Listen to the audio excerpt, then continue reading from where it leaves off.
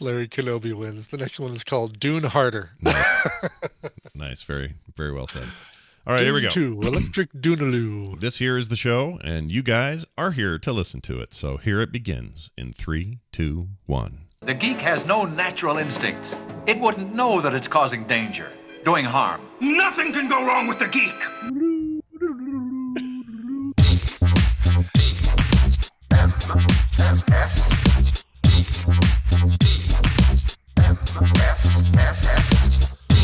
I swear by my pretty floral bonnet, I will end you. This is the morning stream.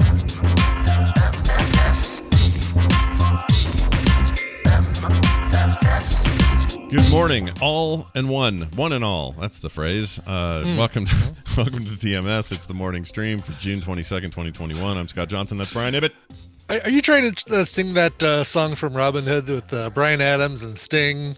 I only did One it for and you. all, and all for one. Oh my gosh, I forgot about that even existing. Who was the third? It was a third guy in there. Bryan Adams, Sting, and... Adams, Sting, and... Yeah, who's the third? Rod Stewart?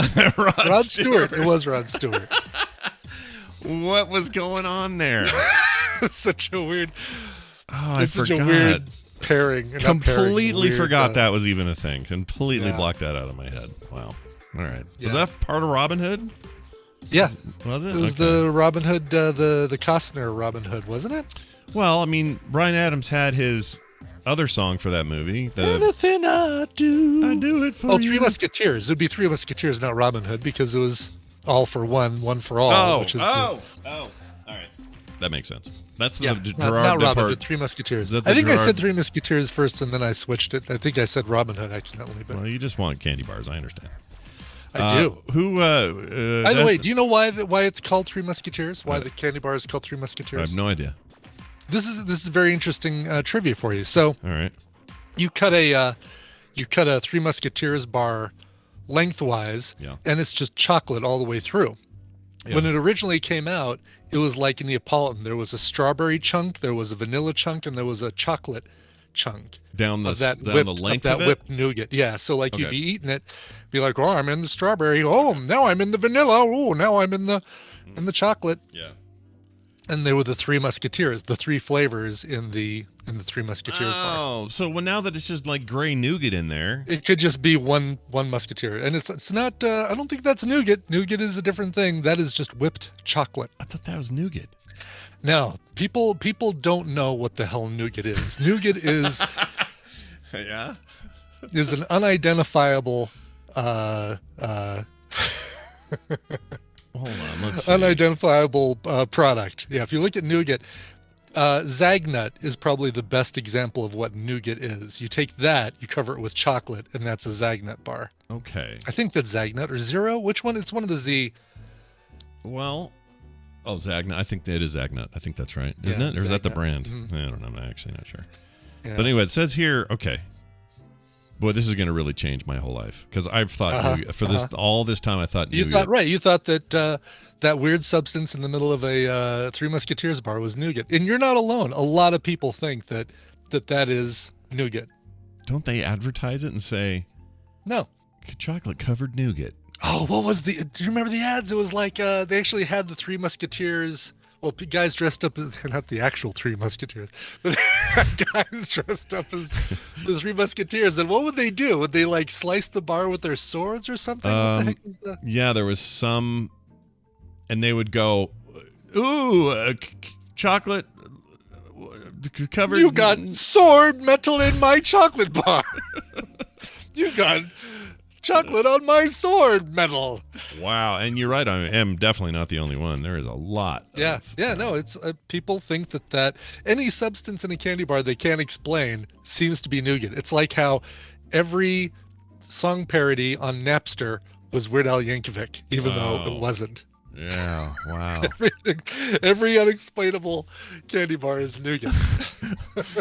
Well, I don't even know how to feel about this. That's that's news to me. That I mean, not that this comes up in everyday conversation, but the next time a Three Musketeers makes an appearance in my life, sure, I don't know how I'm going to feel I'm gonna feel weird. All right, well let's play a little game here. All right. I'll name a candy bar. Go. You tell me what it takes to produce that candy bar. Like what is in that candy bar? Let's start with an easy one. Okay, I like this. Let's go original Twix. All right, original Twix, cookie sticks there in the middle there. Right. Yep. I'm sure that's what they call them, is cookie sticks. Cookie sticks. I think it was cookie. You know, it was It's basically a cookie crunch, whatever. Okay. Caramel. Poured on that, right? And then some kind of chocolate on top of that. Yeah. Pretty Okay. much. Pretty easy, right? Basically, it was cookie and then caramel and then chocolate over the whole thing. Yeah. The peanut butter variety did the same thing, just replaced the caramel with chocolate. Right. Easy. It's the candy with the cookie crunch, as they used to say. Sure. Let's do another easy one for you. How about let's see. That kind of is an obvious one if I were to say let's go Mr. Goodbar. Tell me what's in a Mr. Goodbar. Oh, when's the last time I had a Mr. Goodbar? I think are almonds in there? There's some nuts. It is not. It is it is peanuts. Peanuts. It's just basically it's a chocolate bar with peanuts in it. And peanuts all kind of jammed inside, right? They're all okay, exactly. kind of random in there. All right, that's fine. All right, now let's get a little tougher here. Mm-hmm. Whatchamacallit. Oh, I used to love those. Mm-hmm. Okay, so I think that had chocolate on the outside. It did, yes. Peanut butter flavor or some sort of peanut butter equivalent inside. The crunchy bit was almost like a honeycomb style thing. Shit, I don't know what was in those. Like a Butterfinger? Is that what you're thinking of? That kind of honeycomb thing? No, not like that. It was more like a loose wire cage of something. See, I would have said rice, but I'm looking at the thing here. Yeah. Like crispy rice. Whatchamacallit, from 1978 to 1987, Whatchamacallit consisted of a bar of peanut-flavored crisp that utilized peanut butter as the flavoring agent, coated in a thin layer of chocolate. So basically, it was Crisp. Crisp. Yeah, just like peanut-flavored crisp, which kind of is similar to what you get in a Butterfinger. Yeah, a little bit. It's more dense in a Butterfinger, but yeah. More dense. It's not as right. Yeah. But they added in 1987. They added caramel, and then had. See, I remember this was a big candy bar when we were in our. It teens. was, yes. Yeah, like high school. We'd go to 7-Eleven and get a whatchamacallit all the time. Yeah, I keep remembering. And again, might be Mandela, but I keep remembering the commercial was something like, "What's that? What's that thing you're eating? Oh, it's a whatchamacallit. Oh, well, don't tell me what it is then, you jerk." Yeah, they did the whole "Who's on first" thing with those commercials. There's the whole Honey Bunches of Oats. Yeah, thing, I right? hate that. Yeah. All right, Brian, I'm gonna test you. All right. What's in? What's in Scoop of chocolate, scoop of vanilla. Don't waste my time. Tell me what's in a. Let's call it a Snickers. What's in there? Oh, okay. Snickers. That is peanuts, caramel, and chocolate over the outside. And there's nothing else. Do they claim nougat? Oh, do they claim nougat? They in a might Snickers claim bar? nougat. They might claim nougat. Who claims nougat? I don't think they. Who claims the nougat? I don't think there's nougat in a Snickers bar. I could be wrong, but I don't think there is. Chat says Snickers has nougat. People are saying nougat. Yeah, but again, I feel like all these nougat claims are now in question. Right, exactly. Unfounded nougat claims. I don't know if I believe them. I'm looking at the cross section. I think there is. Yeah, I think it's a layer of nougat, and then it's caramel with peanuts, and then chocolate over the whole thing. And so if I was to look at some raw nougat, would it be like a gooey, almost like caramel but thinner maybe kind of? Is that what nougat is? It's more crunchy. Okay. Is it a bonding agent? Is what keeps it all together? It's a bonding agent, yes, exactly. All yeah. right. Nougat, peanuts, caramel with chocolate. Okay, tell me what's in a Mars bar. Mars bar. Shit. Chocolate. It's been so long. I haven't had one of those. I know, so long. yeah. Chocolate that has almonds in it. No. Well, do you tell me what your guess is? Tell me what you guess. I mean, Milky Way's got none of that. That's maybe my favorite, by the way. I love a Milky Way. Yeah. Milky Way isn't a Milky Way like a Three Musketeers bar with caramel and nuts? There's no nuts. Zero nuts. Oh, there's no nuts in a Milky Way. Yeah, and it's Okay. got some kind of fluffy business in the middle, but it's darker and denser than what I thought was Three nougat. Musketeers fluffy business. Yeah, whatever that is now that I thought was nougat all these years.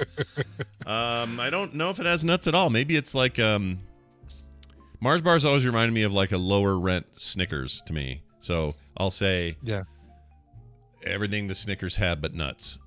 All right. You're actually really close. Oh.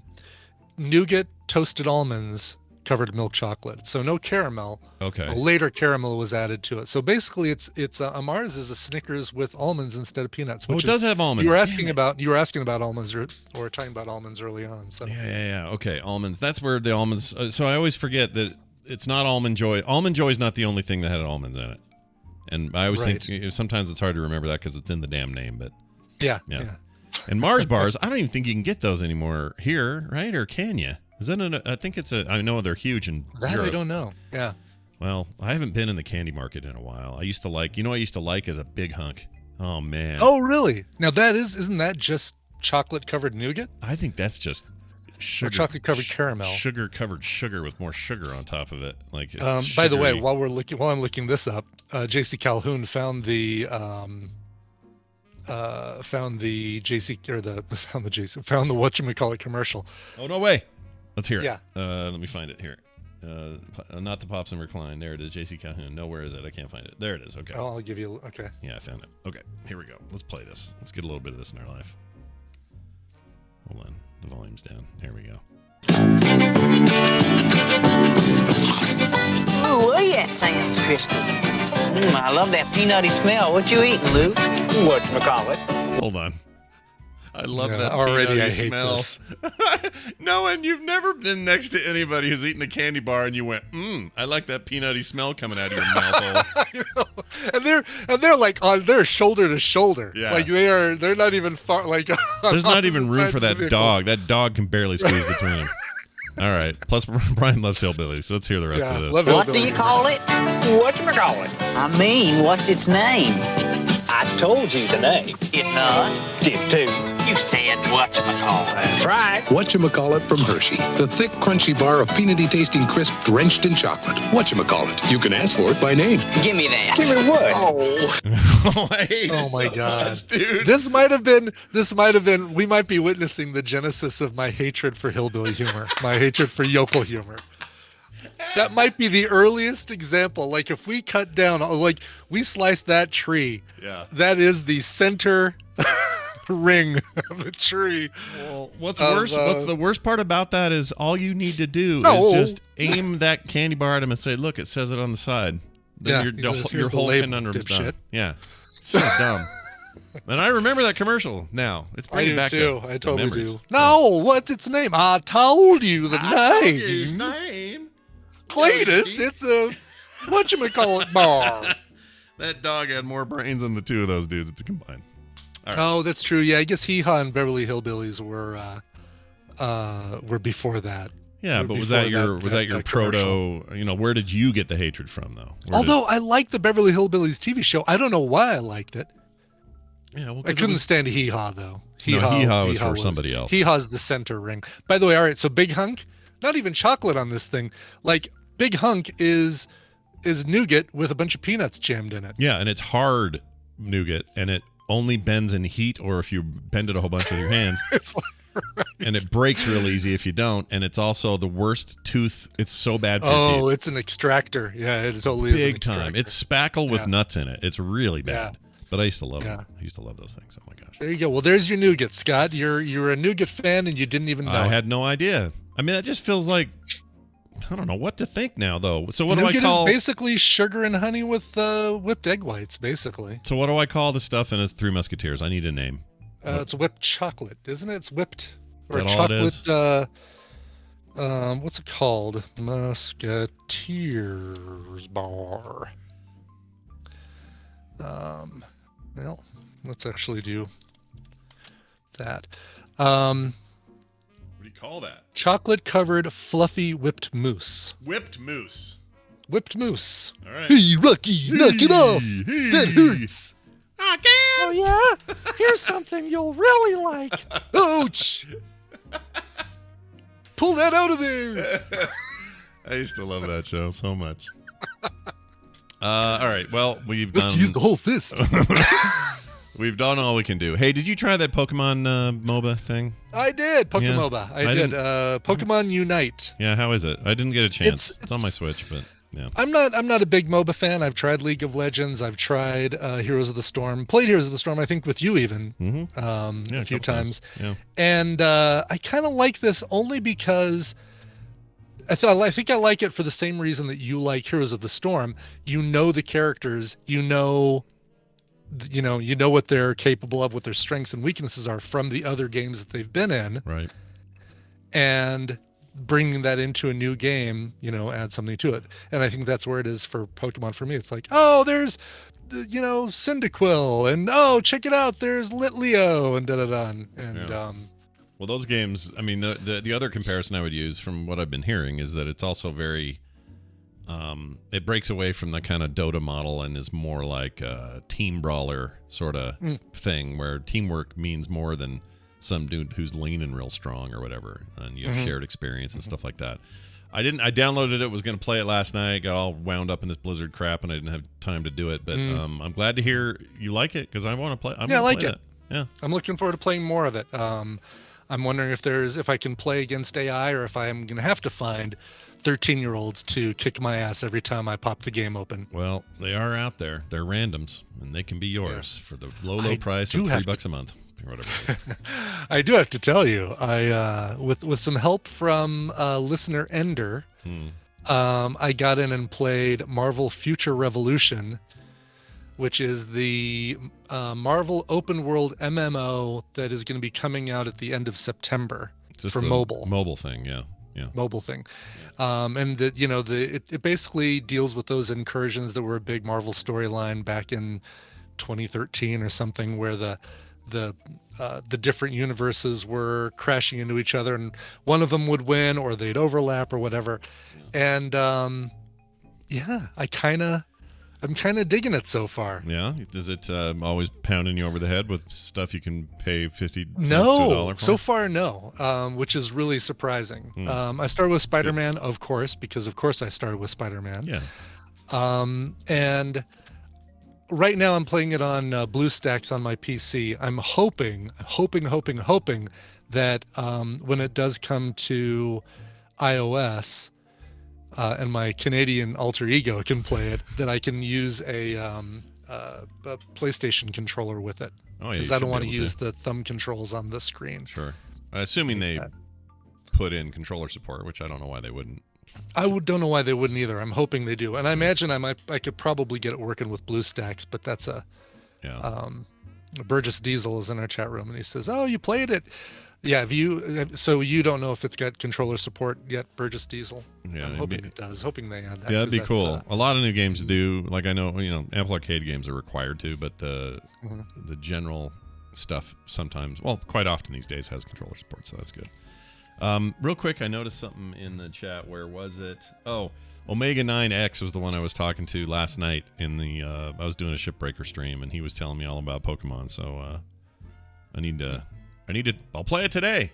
I'll go kill some 13-year-olds. I don't care. Let's go. Why not? I like. He says you can get real fed in that game. Then just smash the face of every kid in the game. Yeah, he just means you. So feeding in a MOBA is like I don't know how you describe just this. Like grinding up.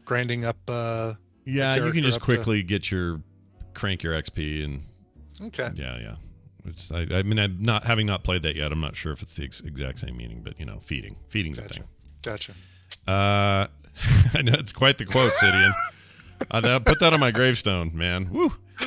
All right, so that's cool. I'm glad you did that. By the way, I'm just gonna make a recommendation here. Sometimes I hesitate to mention these things because I don't want to sound like I'm trying to toot a horn or anything. But you know what? I'll go ahead and toot my wife's horn. If you guys want to feel good, you need a moment of feeling good, there are two ways you can do it. One is you can fire up Owl City and listen to his music all day. That's number one. I heard you talking about Fireflies. Does he have another song? Is there another song from Owl City besides Fireflies? Tons of those. He's got all kinds of music. I mean, that one was so prominent, it's hard to ignore. But are they all auto-tuned? No. Like he's got here. I'll give you a good example. right. Let's see here. He's got this. Well, I can't play it because we'll get in trouble. But you've heard "A Good Time."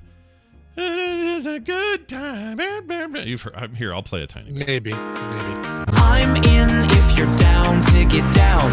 I know you've heard it. No, Really? I haven't heard that. No. That was Are you pretty sure that's common. not the theme to the Pokemon game I just downloaded on the Switch? I mean, look, it's happy songs. That's what they do.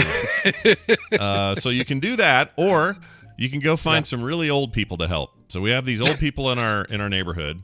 What if they're just kind of old, not really old? Well, I mean, let's say, not that you need to pick and choose, but let's aim for the 70s to 80s in that range. That's kind of where you want to be, because that's where things are, people start to struggle. And there's this really nice lady in our neighborhood, and her husband was just diagnosed with early dementia.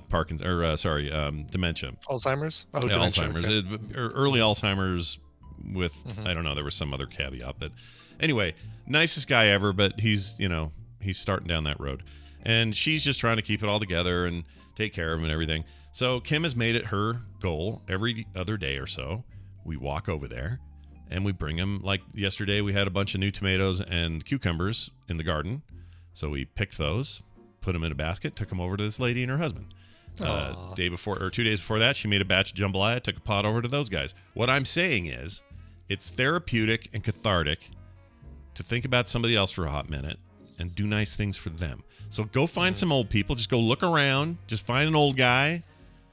Maybe it doesn't work that way. There's got to be one in the basement here somewhere. I mean, we've got everything else down there. Yeah, that's why you got the pee bottle. You got the old guy down there. I understand. That's right, exactly. Anyway, just a recommendation, okay? Go out there and do it. You'll feel better, okay? And then listen to Owl City. I don't care. Do it then. Or maybe find some old people and play some Owl City for them. Exactly. Have you ever seen the video for Fireflies? It's really cool. It's a cool video. Yeah, I don't know if I have. I did watch the video for Depeche Mode Wrong yesterday, which I'd never seen before. Yeah. Holy cow, that thing is like it's like it ripped right out of a David Fincher movie. It's like this you got to watch it after the show today. It's really good. I'm going to write it down. Is this a newer song? It's one of their newer songs, yeah, but Okay. newer like 2008, 2009. I think he... Newer than... Who's the main singer? Martin Gore? Martin Gore looks so Or cool. David- He's growing old. Martin Gore. cool. Martin Gore is the blonde, curly hair blonde. Oh, I'm thinking of the other guy. David Gahan is the brunette. Okay, that's what I'm thinking of. The brunette guy looks cooler the older he gets. I think that guy's cool. Yeah. A lot. He's like girlfriend in a coma. I can't think of his name. Morrissey looks better the older he gets. Morrissey looks better the older he gets too. The more you ignore me, the better looking I get. I love that guy. All right, let's move on to some science, shall we? All right. Yes. I think we are in the mood here for some science. But to do that, we got to bring Bobby Frankenburger in.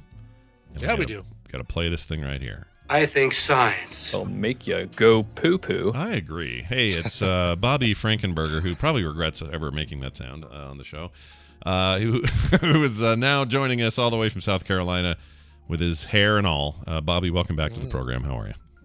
I'm doing. I definitely do not regret making that. That's how I talk. Yeah. So I'm I'm a dad of small kids. So. Yes, you are. I know how you talk because you popped. Time to go poo poo. You popped up on my my TikTok again this morning, out walking, telling me about some science. It was pretty rad. It's pretty cool. Oh yeah, I just did one. I just put one out about basically it's about what relative humidity really is and the difference between that and dew point. What dew point is. Dew point.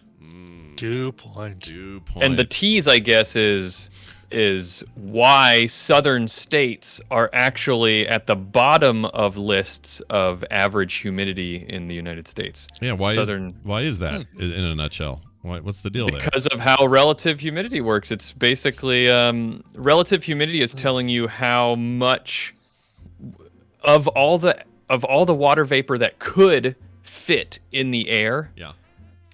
What percentage of it actually is in the air. So like if you have half of the water vapor that could be in the air, then it's 50% humidity. If no more water vapor will fit in the air, it's 100% humidity. And cold air is capable of holding less water because the molecules are closer together. Yeah. So it can reach 100% humidity. It can reach higher humidity levels quicker. Gotcha. And because warm areas like the southeast, where I live, are warm, the molecules are farther apart. It takes more water vapor to get to higher humidities. Yeah. So, all right. Well, But- I want to. Yeah.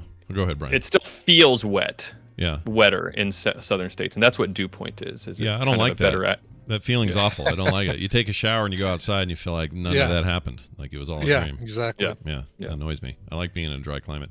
Well, anyway, you're here with a Zelda shirt, and that's awesome. Let's get to the big point here, which has nothing to do with your shirt. I just think your shirt is cool. It's my favorite franchise. Yeah, exactly. Hey, you were going to talk about the Dunning-Kruger effect. Yeah. And, yeah. So I have no idea what this is. Like, I've heard it before. I've heard it in passing. People talk about the words, but I've never heard somebody say, and that means. And so now today we're going to get that, I guess. They do talk about the words, like they often do talk about words. Yeah. Yeah.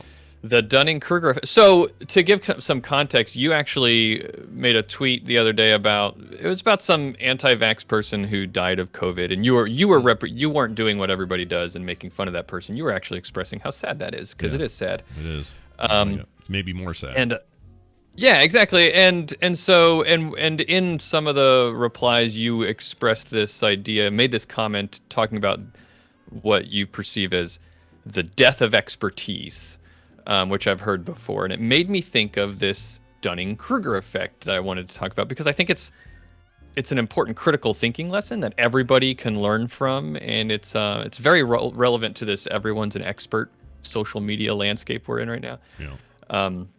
So what is the Dunning-Kruger effect? Well, it's this observation in psychology where people with a low ability at a task, at low expertise levels, tend to overestimate their level of expertise or their ability in that given area. So like the less expertise you have, there's more of a gap between what you think you know and what you actually know. Is it because you know what little you know is simple?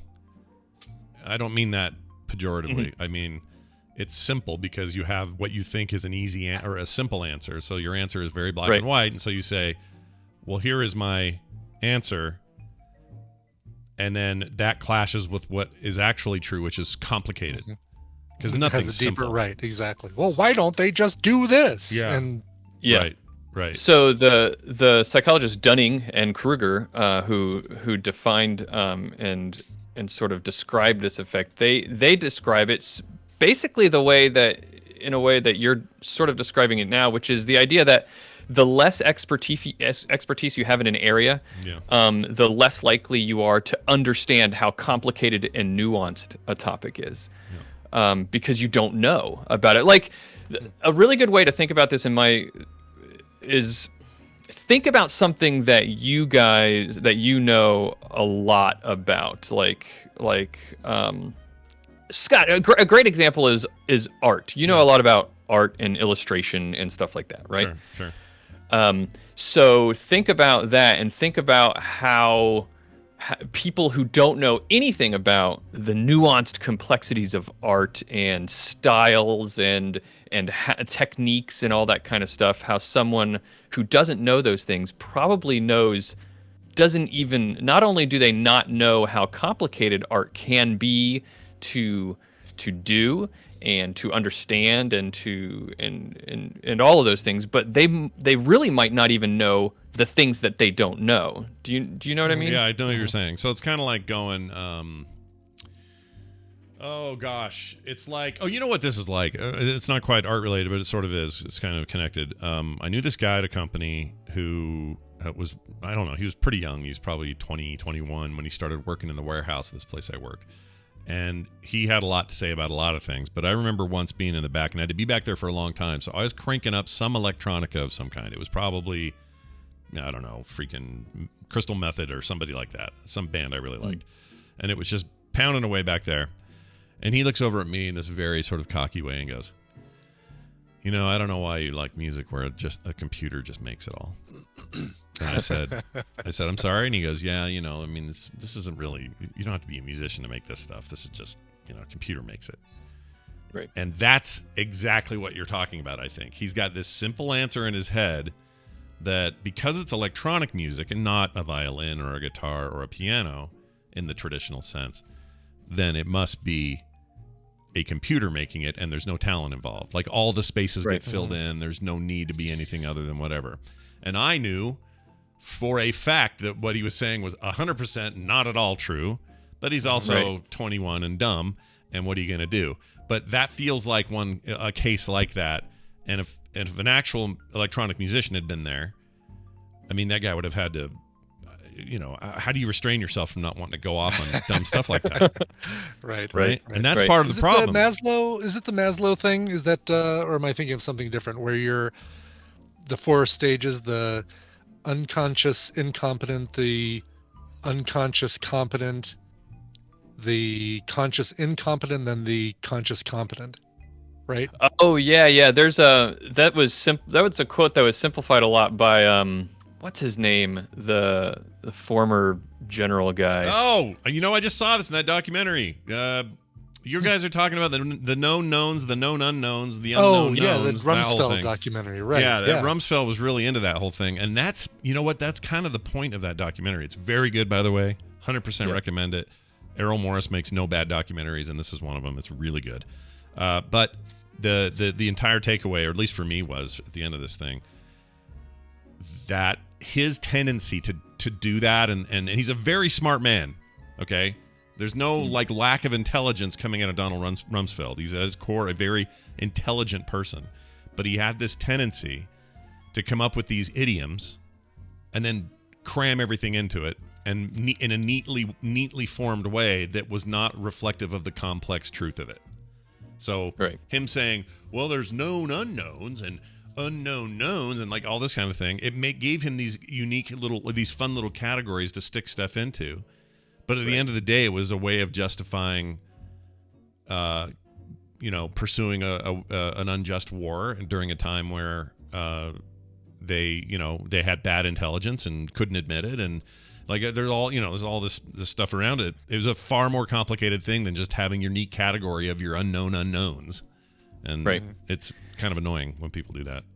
A lot of people assume. So one of the misinterpretations that people have of the Dunning-Kruger effect when they hear about it is, and this gets misreported in news headlines sometimes when news places will talk about Dunning-Kruger, is a misinterpretation is that dumb people don't know how dumb they are.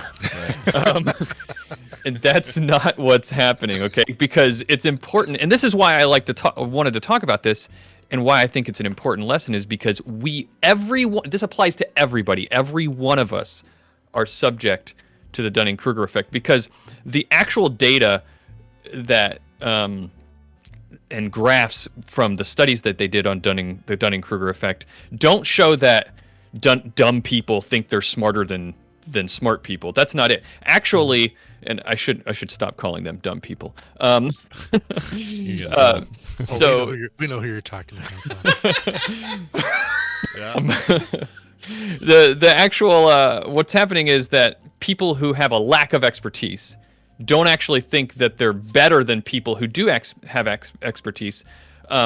Non-experts will accurately tell you that they're not experts. It's just when they try to rank how much knowledge they do have, they overestimate how much knowledge they do have.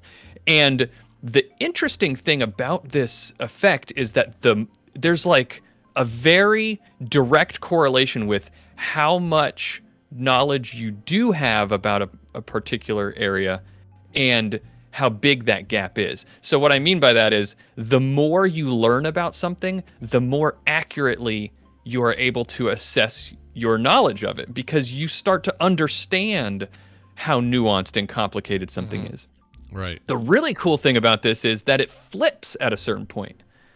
Really, very expert people, high in their fields, have the opposite happen. They've drastically, or maybe not drastically, but they do underestimate their expertise because this happens. I've seen this. I've heard people talk about this that I know who went to medical school and stuff. Well, where they'll go through years and years and years of medical school, and then they'll start these like narrow areas of focus where they go and specialize in one particular area, and then they see these like 5 volume tomes that are just like gigantic 5,000 page volumes of the medical diseases that can happen in your little finger. And they're like, holy cow, and I don't know any of this. How much other stuff do I not know? You know, like, right. Yeah. No, you open up the thing and there's a flood in there. And that's the thing. Like, Right. if you take an example like an anti-vaxxer nurse, someone in the chat mentioned this, made me think of this. An anti-vaxxing nurse who thinks they know more than an epidemiologist. And they're 100% sure of it. Here's the problem. Here's the knock-on effect. We can say, oh, well, that's the Dunning-Kruger effect, and you are having that, and the expert does not, and they've learned, and they have that curve, and now they know more than they think they do, but you think you know it all. You think you know 100% in your limited view because you're just, you're a nurse who maybe doesn't understand it. But people on the outside, here's the knock-on. They go, well, she's a nurse. She must know. And now you've got your own little mini Dunning-Kruger. You got Dunning and Kruger in your own little head on your shoulders going, hey, look at this bullshit going on. And so now you think you've got it all figured out because you know a nurse who's anti-vax. And she must know because she's a nurse. And that's very little information about a thing you don't know about. Like, that's a whole other, and that's started with a sort of Dunning-Kruger-like effect and then gets amplified by another logical fallacy, which is like this fallacy of expertise, right? Confirmation but that's bias why and this all is that. that's why the Dunning-Kruger effect is such an important skeptical lesson. Guacmar in the chat said something that I think makes the point, which is, or asks a question which I think makes the point, which is, what does it mean when you want to learn as much as you can about everything to the point of questioning the answers that you're given? So it's important to be skeptical about the knowledge that you are receiving, and you can take that too far, of course, but you have to question, you have to practice being skeptical and critical about the information that you see and you're given, because you can accidentally lull yourself into a false sense of expertise, and then you lose and you miss all the nuance of a topic. It's why we see this has been talked about in skeptical communities for a long time. It's why expert opinions can be wrong all the time about different things when they're misapplied outside of their expertise. Pilots who claim to see UFOs, for example, just because you're a pilot doesn't mean you can accurately identify a UFO, right? Scientists, you just said nurses, for example, medical experts who venture outside of their area of expertise. A little bit of knowledge can get you into a lot of trouble. And that's kind of the lesson. Yeah, it's interesting because I was even thinking about this dumb nougat conversation Nibbit and I were having, and how if you would have put me in front of a room of 200 people and said, Scott, you need to tell us an example of a candy bar with nougat in it, or we're stripping you naked and throwing you to the wolves. I would go. Common situation. I've been there. I would go. I'd say Three Musketeers, and I'd be wrong. I was so confident in my simple information that I risked being thrown to actual wolves naked, and I lost. Like that's how willing we are to go with our basic assumptions. Sometimes is we'll go all in, and it sucks. It's a terrible. Once again, my analogies are bad, but you know what I'm saying. You know. Well, this it's fascinating stuff. It's just important to always question what you know. Again, you can go too far with that, but just if your default mode is to always question why you know something, and then at least you're going to be critical of it to a point. It's better than not being critical at all, and just don't get yourself into too much trouble thinking that this, simple explainer video that you saw while you're scrolling through Facebook makes you like a particle physics expert or something. Right, you know? exactly. Right, and you can get so into your head, you can say, well, yeah, that was a simple video, and it seemed to make sense to me, but so does your Dunning-Kruger effect chart. That looks overly... What if that's overly simplified? Like, it's so easy for people to get all up in their brain and twist themselves into pretzels like that. And the funny thing is, the Dunning-Kruger effect is, the way I've just described it, is oversimplified. In the psychology community, they debate about what it really means. Yeah. So, Yeah. Oh, really? Everything is more complicated. It's something that on our podcast, I say all the time. It's more complicated than you think. It's really pretty complicated. It all is. Everything is. It's hugely complicated. Oh, my gosh. Look at just the atoms around me right now. Look how complex this is. Holy shit, the world's complicated. All right.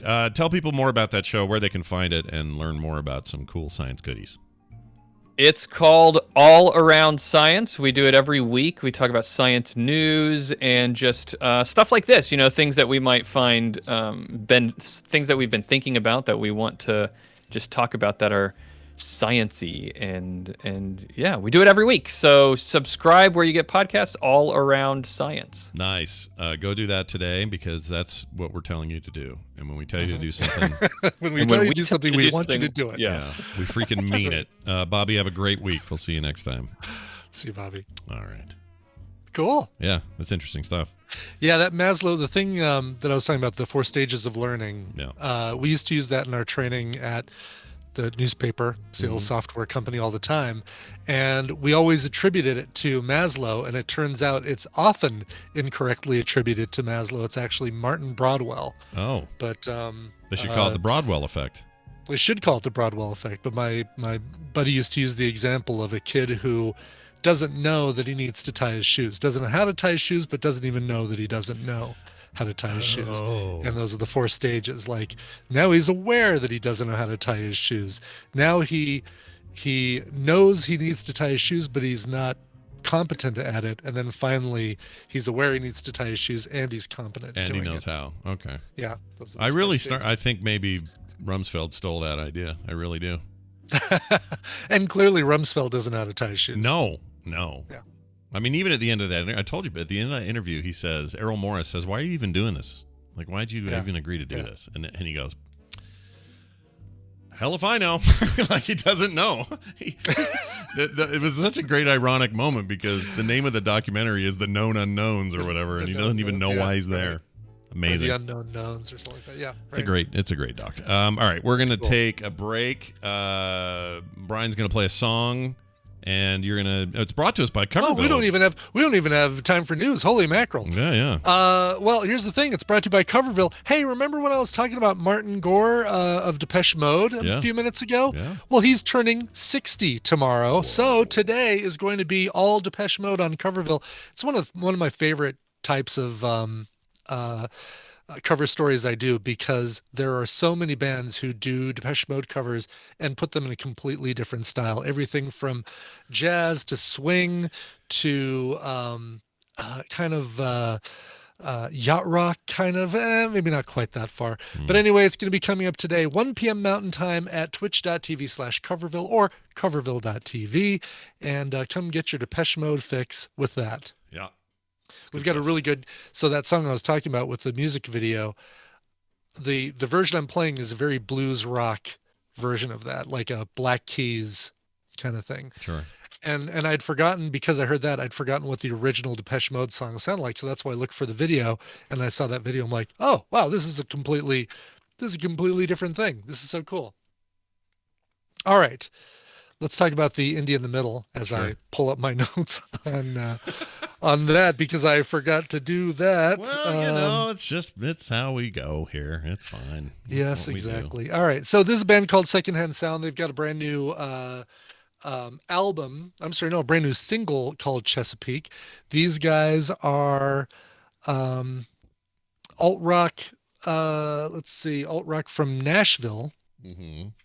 But you'd never guess it from this. This is their brand new single, Chesapeake. Here is Secondhand Sound. All right, we'll be right back. Stay tuned. The geek is just a machine. It has no heart, no soul.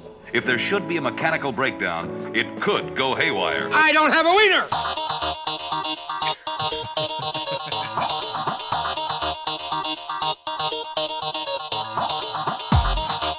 The morning stream. Rambling goes in, podcast comes out. You can't explain that.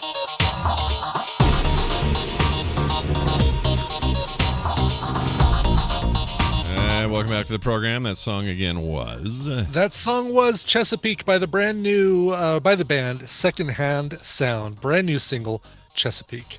Very, very nice. Yeah. All right, well done. Let's see if I can get my sister in here now that she's running a little bit of a tight schedule today. I guess she's got like a girls' camp she's in charge of, so I don't know what any of that means, except she mentioned that it might be a little weird. So we're gonna try to add her. Yeah. And it may just mean keeping it shorter, but it might mean, I don't know what it's going to mean. We'll find out. You're going to find out when we find out, okay? That's right, yes. It'll be quick fire therapy is what's happening. It's a short email and related a little bit to last week's Bobby segment, but we can probably crank it out is my guess. Now, it shows she's on mobile, but she's not picking up. So I'm going to pause. Save. So she's going to be in her car with a bunch of camping girls and could be trying to give therapy. It could be. Let's try ringing her again.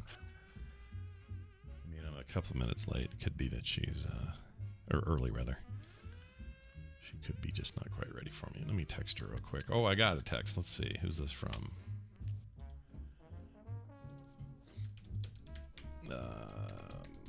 Let's see. Nope, that's not her. Okay, well, let me just send her a quick note. You okay to go? And if not, we'll open the phones. That's what we'll do. We'll do a call now. Sure, if we need to. Two in a week. You can't explain that. All right. We're waiting, and we're gonna try that again. All right, here we go. Ring. Chat room, thank you for your patience. The podcast is paused, so this doesn't sound dumb to them. It only sounds dumb to you. It just sounds dumb to you. Just dumb to you guys listening live. Call Metzen. Yeah, that's a great idea today, Alora, for real. I talked to him last night. He's really, really torn up about all of it. Everybody is. They're all, it's a mess. It is a mess, dude. It is a mess. Yeah. It's a got some of the mess. descriptions of things. It's like bad. How are people still doing shit like that in the 2010s? It's I know some of really this stuff bad. is older than it's not last year, but yeah, some of it. I mean, the 2-year investigation is 2 years old, but also it covers stuff from 2013, as far back as 2013. So none of this is new. And if they didn't have a case, they would not pursue it because this is like a state-led case, and they could be countersued for libel if they don't have a case. It looks pretty grim.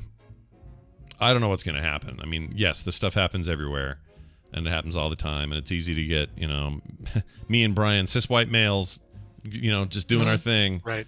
We don't get to see it, so I'm naive it's to it. Cis white males, it's not a race issue. It's a sexual harassment issue, and cis white males were some of the problem. Well, that's exactly what I'm saying. But we're never going to be targeted. We're never going to be. We're not going to be right. We're not going to live the other side of it. Yeah, we're never going to see that. So, so when we hear about this stuff, we're like, what? Really? Wait, what? What the heck? This still happens? Is exactly what I. Yeah, it's bad. All right. No. Oh my gosh, it's Wendy. Wendy, you there? I am. I'm here. Oh man. One of these days, we'll unpack the stuff that we were just talking about on this segment, but not today. Today's not that day. Hey, Wendy, it's good to hear from you. I hear you're getting ready for some kind of camp or something. What are you doing? Yeah, so there's this lake called Lake Itasca, and it's where the headwaters of the Mississippi. It's where it starts. Yeah. So the old Indigo Girl song, Mississippi's mighty. Don't we all? Starts in Minnesota.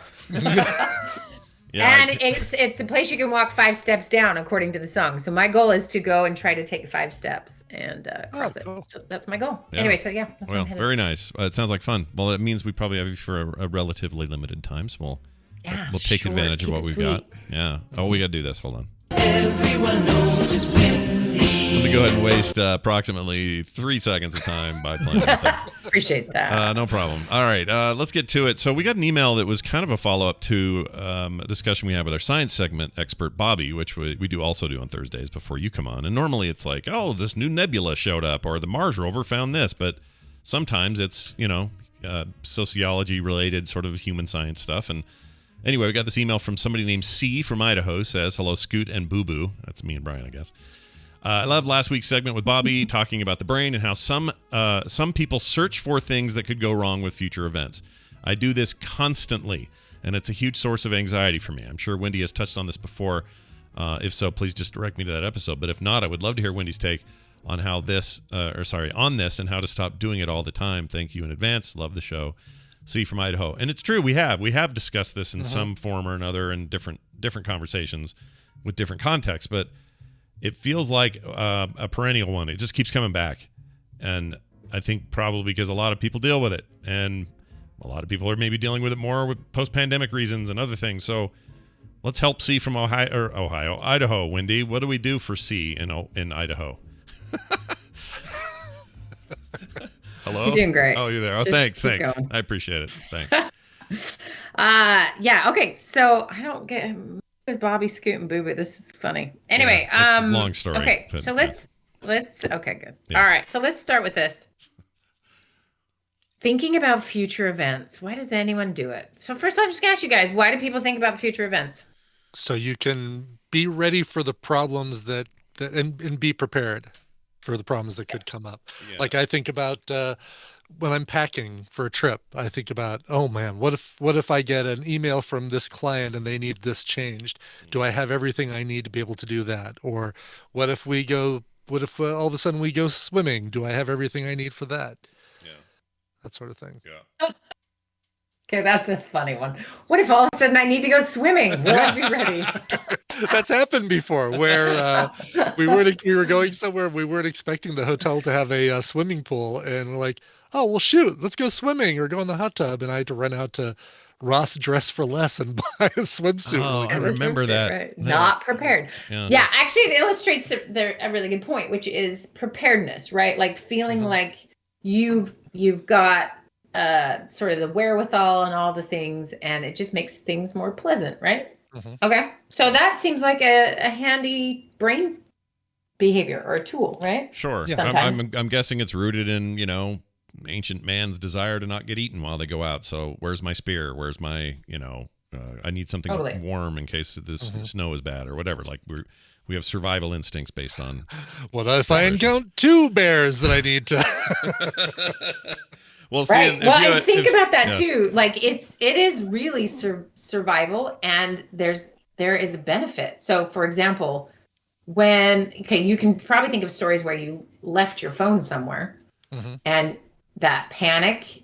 I mean, it's an adrenaline like fight or flight response. If you left something you didn't mean to leave, your keys or whatever, right? So we have a response as if we are in danger when we miss it. So the next time around, what does your brain do? Go, yeah, I remember that, you dummy. I'm going to remind you in the night, 2 a.m.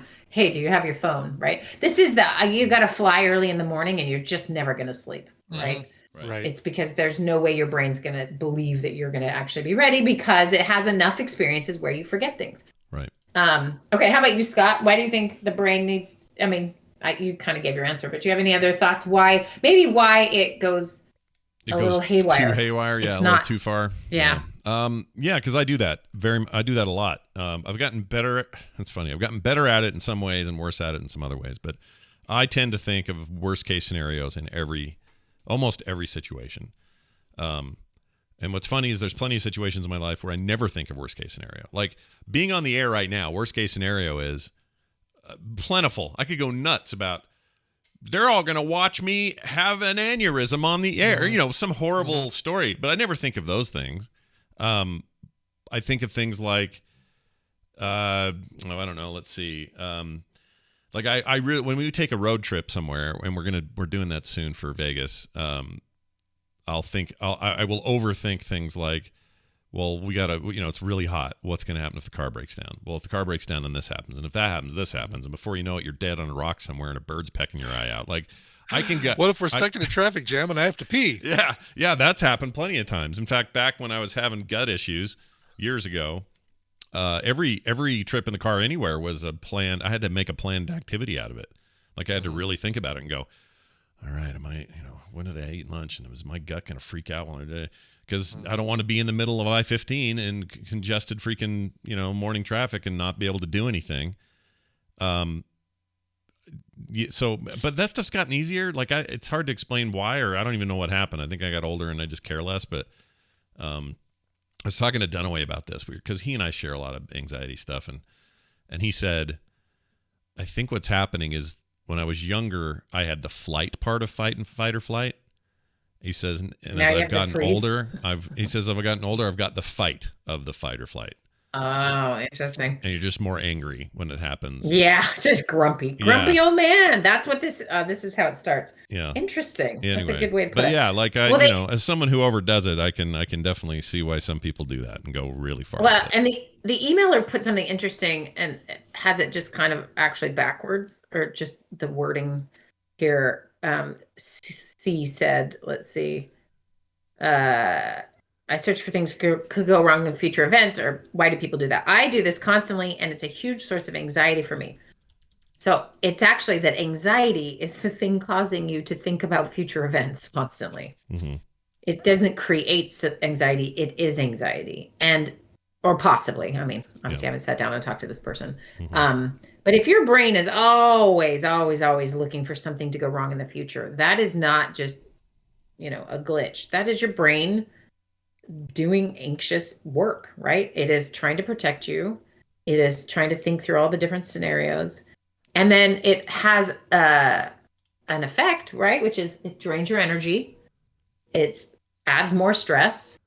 I mean, take Brian's swimming thing, right? He goes randomly somewhere and it's not that big a deal because there's a Ross Dress for Less anywhere and he's fine. Yeah, thank goodness for that. But what if he was at, this amazing place with all these wonderful pools, and there is not a swimming suit to be found for 100 miles. Well, that would just be dumb planning on my part, because right, it would be. But you can see where, like, okay, the more traumatic it is, or the more painful it is, the more sort of stress is added to that, right? So you can start to build, and this is the thing about anxiety that is fascinating. All of us have a predisposition for an anxiety disorder because we are human beings with a nervous system. Now, some have had experiences in their life, certain kinds of parents, certain kinds of environments that have, and some of it's epigenetic where it sort of like gets activated. And you're suddenly facing like a full-on anxiety disorder. Mm-hmm. So what's the difference between these two sets of people is often the things that you've been through and the building of this, or sort of the repetition of it, or I'm getting the words mixed up, the operant conditioning of it, right? Which is you are feeling anxious about a thing. Your brain is saying, oh, you got to remember to do this stuff. Okay, you do this stuff, you get rewarded, you calm down. So your body's like, yeah, that's how we do it then. And then something bad happen because you forgot something. Your brain doesn't let you let go of that thing and builds this whole case. And so now you're not allowed to ever have a future event without that thinking. So you can see where this can sort of get worse and worse and worse with time. And it's really easy to make it worse. And I mention this on the show every once in a while, this just research out of Yale with these kids getting treated for anxiety disorders. And the most effective treatment plan was not medication and therapy. The most effective treatment was to treat the parents and not even see the kid. Yeah. And the reason is you train the parents how to interact with that kid around anxious thinking and moments and times. And the kid learns a different skill set, a different way of thinking about it. And it starts to impact how they think about those events and what they can do with their brain, rather than reinforcing the anxiety with panic, anxiety, and seeking behavior or acting behavior. So, for example, I don't know what Cole does with his future event thinking, but what would be helpful, I think, is to pay attention, write it down, ask other people how you act. So, for example, I always say to people, if I filmed you while you are doing this, worry about the future event thing, what would I see? And that gives them some ability to kind of pan back and say, oh, well, I think I pace around the room and I start making a lot of lists and I call and do this or that, or, you know, whatever it might be. So you can see that your behavior is showing that you're anxious and that you're trying to plan and do whatever it is. And then maybe you're talking about it. What's happening in your head? If I film the inside of your head, it's just like, you know, buzzing. What's going on? And all of those things that are happening, if this keeps getting worse and it's constant, it means you're reinforcing it. You're making sure it happens every time. So sometimes you're going to need a professional to help you break that cycle. And sometimes and that's what I'm going to give you today, is some at-home DIY remedies. Yeah. So number one is take a scenario where you don't love it. You don't love how this keeps happening. You don't love that you're always thinking about planning for some terrible thing to happen in the future. And the next time it happens, get yourself a piece of paper and write out what it is you're thinking. Write out all the thoughts and get a good sense of what you are behaving, how you're behaving. So now your behavior just changed. You went from whatever you usually do to sitting down and writing. Yeah. Yeah. So that is a start. Right. And then once you've kind of blown through the initial surge of adrenaline and push that it is, right? Like, oh, this thing is... So think of a horrible thing that could happen. Scott, you're going to have an aneurysm right now while we're talking. Take that as real words. Yeah. Brian, guess what's going to happen to our bodies? We are going to have adrenaline shoot through us. Oh, yeah. Right? You guys are going to go into weird mode if that happened to me right Yeah. now. Yeah. So think about just the story of it is enough. If you listen to it and you believe it, is enough to get that started without it actually having to go to the full thing. Yeah, But, having I mean, actually seen one of these, I don't know if you ever saw the forget about his politics for a minute, but Rand Paul, his dad, what's his name, Ron Paul, he had this happen on a live stream of some sort in 2020. He's an older guy, and he was getting interviewed, and they were all, the government, blah, blah, blah, doing whatever, and then he just started talking gibberish, and then nothing but gibberish, and then he just looked concerned, like, this is what I'm saying is not actually coming out of my mouth, kind of thing. So some kind of mini stroke or something. And boy, that was hard. That was really hard to watch, because my first thought was like, how horrible would this be to have happen? And I'm on the air all the time, you know? So like I will admit to a couple of times on a show, I will smell toast because someone's making toast. Okay. It's like actual toast. Right. But it's still this moment of like, wait a minute. Am I really smelling toast? Yeah. And so a little part of you goes, blah, blah, blah, and you're like, oh no. But then you're like, no, it's fine. I'm talking. Everything's fine. And you just kind of move on. But I don't know why I shared that, but yeah. Thanks it's for scary. making me hungry for toast. Yeah, I know. Yeah, toast sounds now good. everyone's toast. But that's the idea of like we're ready. That's what the whole system is about. It's about, okay, get ready. And so just ruminating, thinking about it, planning. Your body is responding in prep, fight or flight, right? It's releasing some of those adrenals. Like it's getting you ready to do it. Okay. Yeah. So if you think about that, all that energy going to nowhere. Like that's what's kind of frustrating overall. And this is why people eventually sort of burn out or get help eventually, because they don't have the youthfulness to just worry about everything all the time. It gets worse and worse and worse. And sometimes, like you're saying, your friend was saying, it just turns to anger.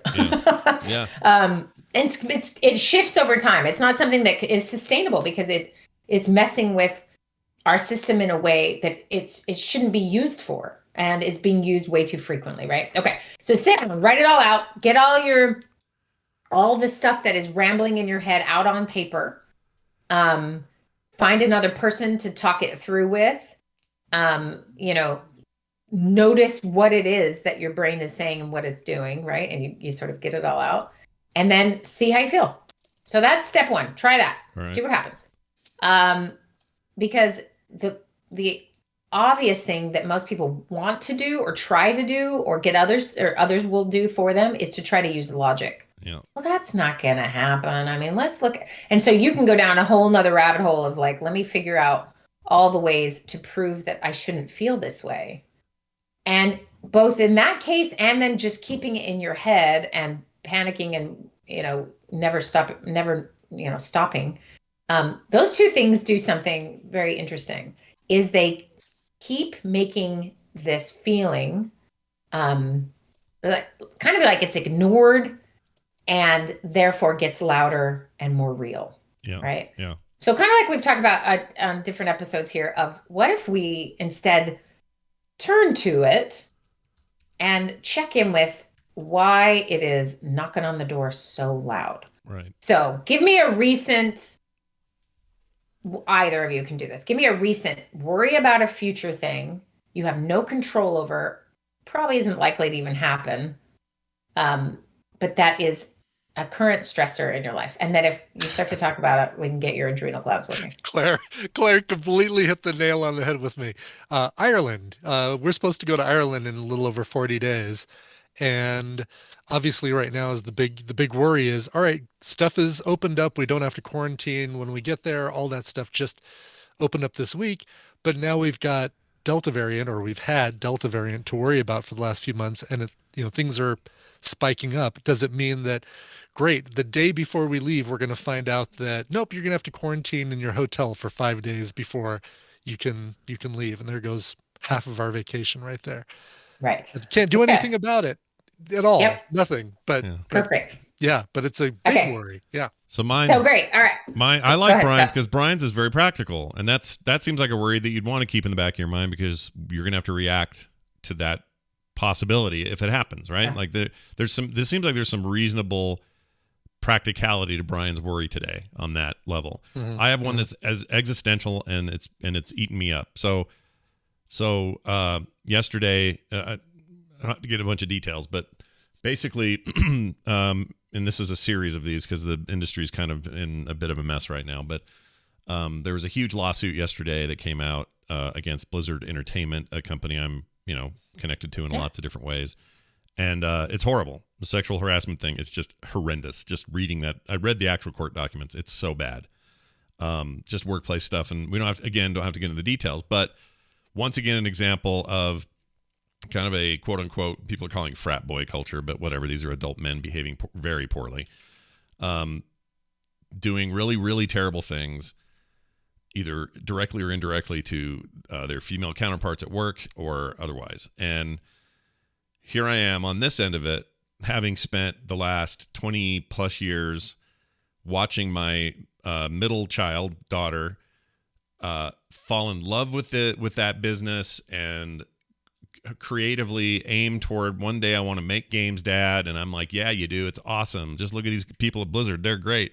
You want to be like that. You want to work somewhere like that. Wouldn't that be great? Oh, yeah, that'd be great, Dad. She literally graduated with an engineering degree in games production from the University of Utah and just graduated.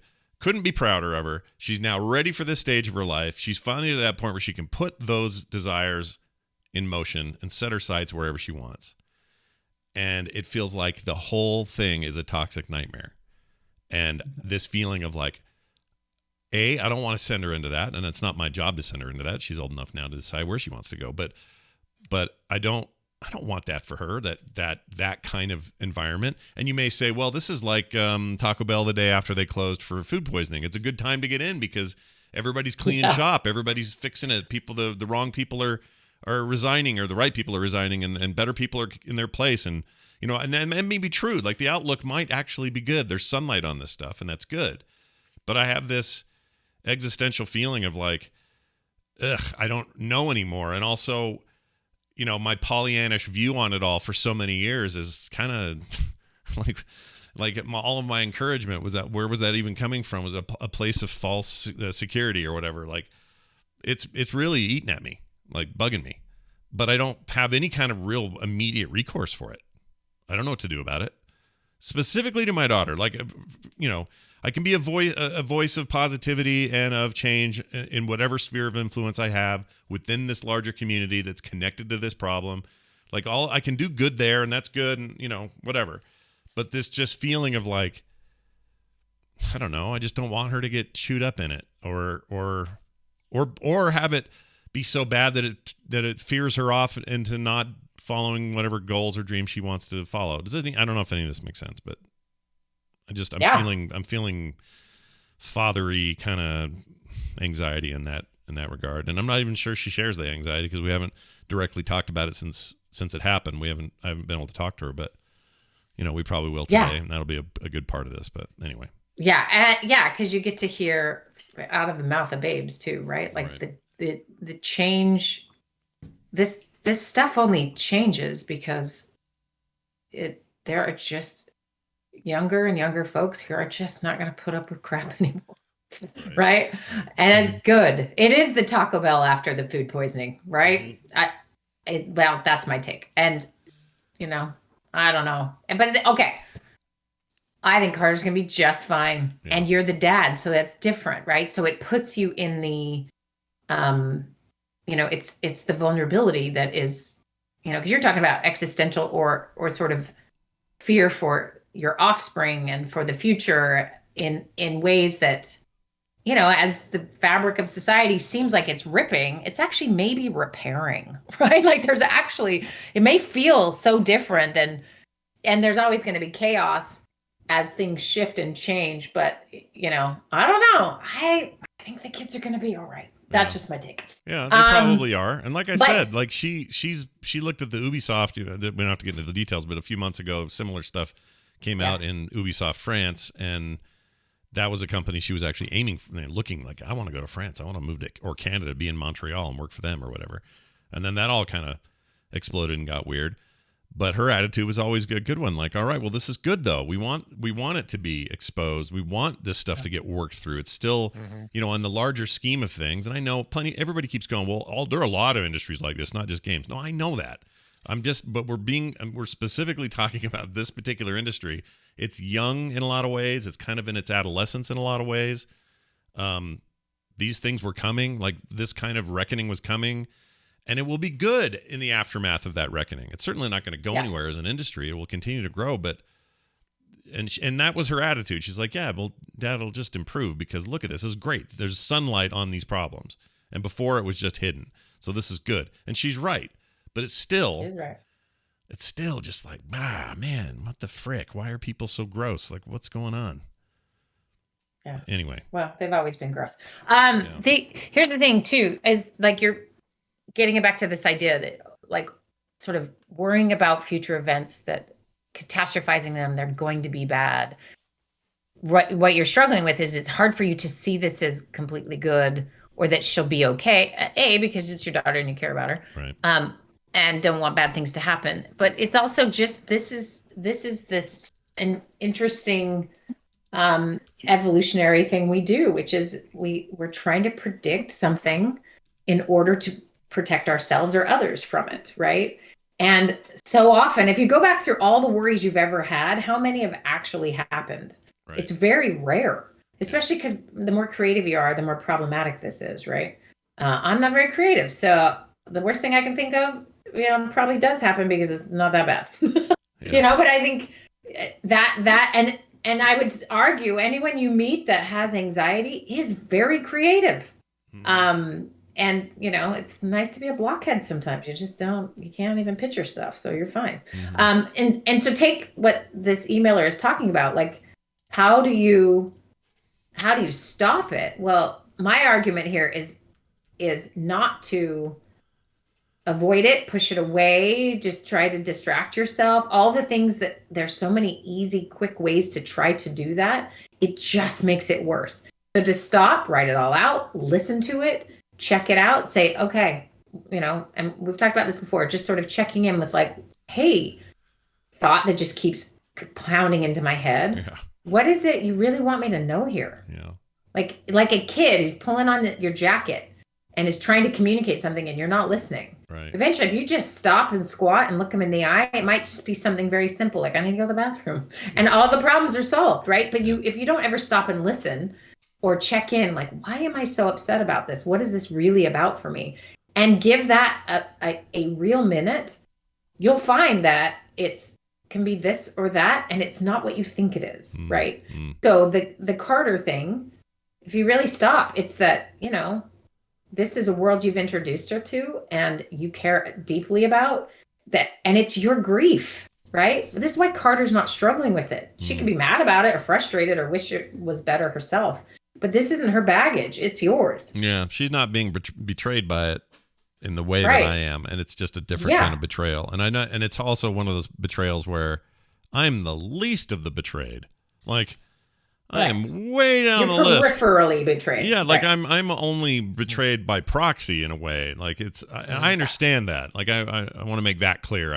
This isn't me trying to find a way to become the victim here or part of the victim list. No, not at all. But let me say this, that your grief around this gets your lack of maybe grief. I know it's recent and you now have homework to grieve, but your grief around it blocks you from seeing the future and your child sort of more honestly. And this is true for all of us. So I don't know what Cole is stressing about, but if he or she or C or whatever their names are, really gets down into what am I thinking about? What it keeps popping in my head? What do I worry about? And just get really open to, is there unresolved grief here? Is there something I need to be doing? And this isn't run around like normally you just follow whatever the voice says and you go and do it. Like, okay, well, I'll buy life insurance 4 million times over, or I will buy 200 swimsuits if I'm Brian, like that kind of spazzy response is not, that's listening to the anxiety directly and running with it or trying to avoid it. This is really stopping and checking with like, why does this keep coming up? What is it I need to face that I'm not facing? And that's really the point, is that we have something that is real in our life that our system doesn't want us to maybe look at face on. And so it's showing up in these other ways and taxing our bodies and stressing us out and, making our behavior and our decision unhealthy. And so this sort of really hard self-work is worth it, but it's so much easier to just watch Netflix. I mean, it is. Yeah, it is. Than to really stop and listen and hear it. So I've done this a couple times in my own life with a few things that I have been just floored. I thought for sure I understood it. I understood why I was feeling a particular way or why the situation. I pride myself, unfortunately, on pretty good at analyzing other people. So I think I can do it for me. And so that's what I did. And I stopped and I was like, all right, do the work, and really focused and really listened. And the answer was so different and so relieving and so helpful. So I don't have anxiety. I don't struggle with this per se, but everyone has their own version of this, right? Anxiety tends to be just a very hyped up version of do a bunch of things to try not to feel pain, do a bunch of things, think about a bunch of things, over prepare, or at least think about it over preparing in order to not feel pain or have someone we love be in pain. So it's stopping and really sort of getting to this. So I'll give you a quick example. I was recently with some family and I had a sister-in-law telling me about some things she is hoping to do and getting really excited about. And I just saw so many concerns and flaws with her plan. And I was kind of arguing with her about some things and trying to be gentle, whatever. Anyway, 4 a.m., I wake up and I'm replaying the argument. It's not an argument. It's replaying the conversation. Yeah. And it is, I should have said that, or maybe this is a better, and I'm just going through the whole, should have's or plan the future of a conversation. And I stopped and I did this thing I'm talking about, which is just like, hey, interrupter of my sleep. How's it going? What is it? What am I supposed to get out of this? Yeah. Why are you knocking on the door? And it was very clear thought came into my head, which was, you just really want her to succeed. Like you really care about her. And I was like, yeah, that's why I'm having this fake conversation in my head, is I actually really care about her and I want her to be successful. And then I right back to sleep. Did not interrupt my sleep like it normally would have. Next day, we had a great conversation with that as my base of like, I don't need to tell you anything. I just need you to know I care about you and I want you to be successful. And if you have questions or ideas, hey, I'm here. It shifted from this is my problem to I care about her. I mean, isn't that amazing if you think it's so simple? But that's ultimately what I want this emailer to do with these concerns. And you too, obviously, Brian, with this swimsuit. I forgot what your thing was, Brian. Oh, go to Ireland. Sorry, the Ireland thing. But that's all right. No, whatever. No, you're fine. No, and Ireland's actually a really good example of it's so logical and everyone will agree with you. Like, this is really a thing. Versus sometimes they feel they're so fantastical. You say them out loud, you'd be embarrassed, right? Like, oh, I can't believe that's what I'm worried about. But in your case, it's obviously, So I would recommend doing the same thing. Like, what is the fear? Maybe it's the loss of an amazing vacation. I want to go to Ireland too, right? Maybe it's that, wow, I really need this. And so you check in to find out what it really is, and then that anxiety starts to calm down. It's pretty cool. Yeah. So everybody try it. Yeah, let's give it a shot. And Cole, let us know if that works for you. And we'll give it our own shot. Or C from Idaho as we. Oh yeah. Well, Wendy said Cole, so we may as well let it out. We may as well say it because she said it once. But yeah, there's a lot of Coles there. We'll just mention this one. Yeah. It's all good. It's all good. There's not as many Ross Dress for Lesses, but there are a lot of Coles. Oh yeah, many Coles. Oh, Coles with a K. Coles with a K.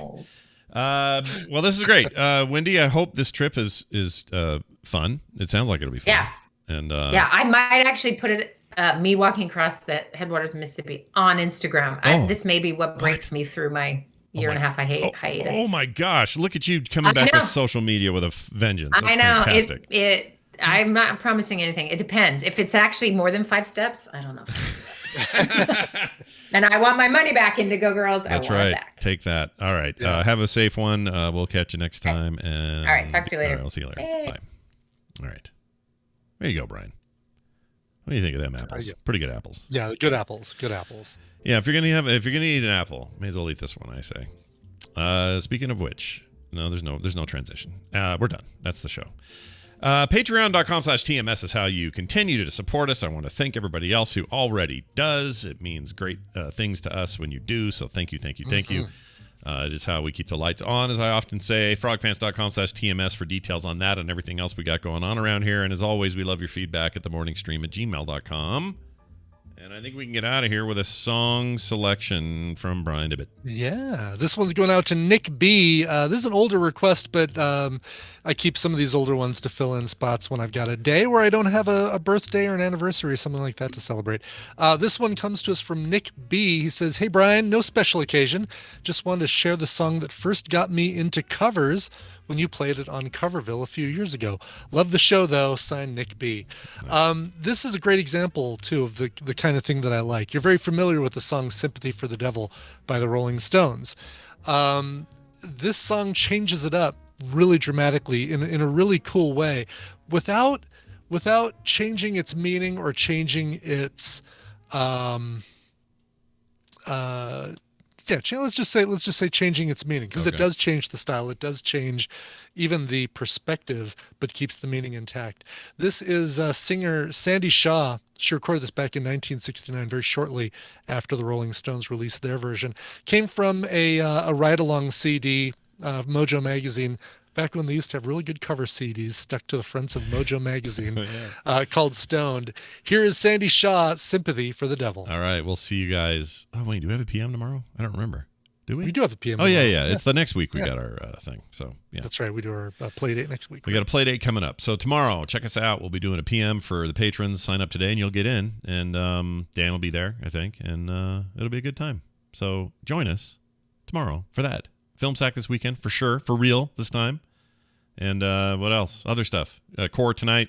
Plenty of content. So check it out. And Coverville today, 1:30 Mountain Time as well. 1 o'clock. 1 o'clock. What did I say? 1:30? It's all right. 1 o'clock. 1 o'clock, you guys. Get there early. Or no, you get there right 30 minutes late, you're going to miss the first set of music. That would suck. All right. 1/3 of the Depeche. Yeah, you need all the mode. All right, that's it. Thank you all for being here. We'll see you later. This show is part of the Frog Pants Network. Frog Pants Network. Get more shows like this at frogpants.com. How could a righteous babe like you be lonely? A righteous babe. Righteous